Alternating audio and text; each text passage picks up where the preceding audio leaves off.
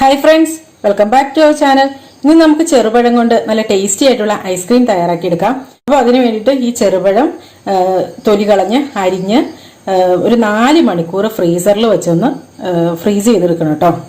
അപ്പോൾ ഈ ചെറുപഴം നല്ല എന്താ പറയുക കല്ല് പോലെയാവും. അപ്പോൾ അങ്ങനെ വരുന്നത് വരെ ഫ്രീസ് ചെയ്തെടുക്കണം. എല്ലാതും ഒരു ബോക്സിലിട്ട് മാറ്റിയിട്ടുണ്ട്. ഇത് അടച്ച് ഫ്രീസറിലേക്കിട്ട് വയ്ക്കാം. അപ്പോൾ ഇനി ഒരു 4 മണിക്കൂറിന് ശേഷം നമുക്കിത് എടുക്കാം. ഞാനിതിപ്പോൾ വയ്ക്കുന്നത് ഓവർനൈറ്റ് ആണ് കേട്ടോ. കാരണം രാത്രി കിടക്കാൻ പോകുമ്പോൾ വെച്ചിട്ട് രാവിലെ ഒരു 10-11 മണിയാകുമ്പോഴായിട്ട് എടുക്കണത്. അപ്പോൾ അതായത് ഇതിപ്പോൾ നല്ലതായിട്ട് ഫ്രോസൺ ആയി വന്നിട്ടുണ്ട്. അപ്പോൾ ഇനി ഇതൊരു മിക്സിയുടെ ജാറിലായിട്ട് ഇട്ട് കൊടുക്കാം. എന്താ അപ്പോൾ അതാ പഴമൊക്കെ മിക്സിയുടെ ജാറിലായിട്ട് ഇട്ടിട്ടുണ്ട്. ഇനി ഇതിലേക്ക് ഒരു ചോക്ലേറ്റിന്റെ ഒരു പീസാണ് ഇട്ട് കൊടുക്കുന്നത്.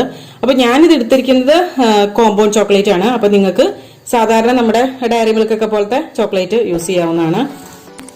സാധാരണ നമ്മൾ ചോക്ലേറ്റ് ഐസ്ക്രീം ഉണ്ടാക്കുമ്പോൾ കൊക്കോ പൗഡർ ആണല്ലോ യൂസ് ചെയ്യാറുള്ളത്. അപ്പോൾ ഇതിന് പകരമായിട്ട് നമുക്ക് ഇതുപോലെ ഒരു ചോക്ലേറ്റ് ഉണ്ടെങ്കിൽ നമുക്ക് നല്ല ടേസ്റ്റി ആയിട്ടുള്ള ചോക്ലേറ്റ് ഐസ്ക്രീം വീട്ടിൽ തന്നെ ഉണ്ടാക്കിയെടുക്കാം കേട്ടോ. അപ്പോൾ ഇനി ഇതിനകത്തേക്ക് ഒരു 2 ടേബിൾ സ്പൂൺ പഞ്ചസാര ചേർക്കുന്നുണ്ട്. ഈ പഴത്തിന്റെ മധുരത്തിനനുസരിച്ച് വേണം പഞ്ചസാര ചേർക്കാനായിട്ട്. ചോക്ലേറ്റ് ഒരുപാട് ചേർക്കുകയാണെങ്കിൽ പഞ്ചസാര ചേർത്തില്ലെങ്കിലും കുഴപ്പമില്ല കേട്ടോ. ഇനി നല്ല തിക്കായിട്ടുള്ള പാല് ഒരു 1/2 കപ്പ് ചേർക്കുന്നുണ്ട്. അപ്പോൾ ഇതെല്ലാം കൂടെ നന്നായിട്ടൊന്ന് അടിച്ചെടുക്കാം.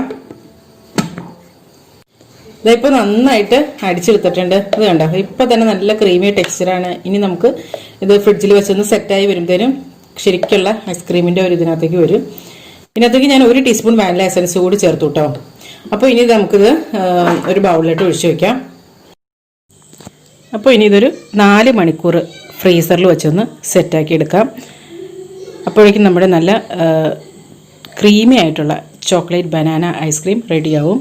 അപ്പോൾ ഇത് നല്ല എളുപ്പമല്ലേ ഉണ്ടാക്കിയെടുക്കാനായിട്ട്. ഞാനിത് സ്കൂപ്പ് ചെയ്യണതിൻ്റെ വീഡിയോ മിസ്സായിപ്പോയി. അപ്പോൾ അതായതാണ് കേട്ടോ നമ്മുടെ ഐസ്ക്രീം. അപ്പോൾ അതിൻ്റെ മുകളിലായിട്ട് ഞാൻ കുറച്ചൊരു ചോക്ലേറ്റ് ഒന്ന് മെൽറ്റ് ചെയ്ത് ഒഴിച്ചിട്ടുണ്ട്. അപ്പോൾ അതായത് ഇത്രയേ ഉള്ളൂ. നല്ല ടേസ്റ്റി ആയിട്ടുള്ള ഐസ്ക്രീമാണ്, നല്ല ഹെൽത്തിയുമാണ്. അപ്പോൾ ഇത് കുട്ടികൾക്കൊക്കെ ഉണ്ടാക്കി കൊടുക്കുക. അപ്പോൾ എപ്പോഴും പറയും പോലെ തന്നെ കുട്ടികൾക്കാണെങ്കിൽ ഐസ്ക്രീം കൊടുത്തു കഴിയുമ്പോൾ കുറച്ച് ചൂടുവെള്ളം കൂടി കൊടുക്കാൻ മറക്കരുത്. അപ്പോൾ നല്ലൊരു റെസിപ്പിയുമായി വീണ്ടും കാണാം. എല്ലാവർക്കും നല്ലൊരു ദിവസം ആശംസിക്കുന്നു. Thank you for watching Aisha's creations.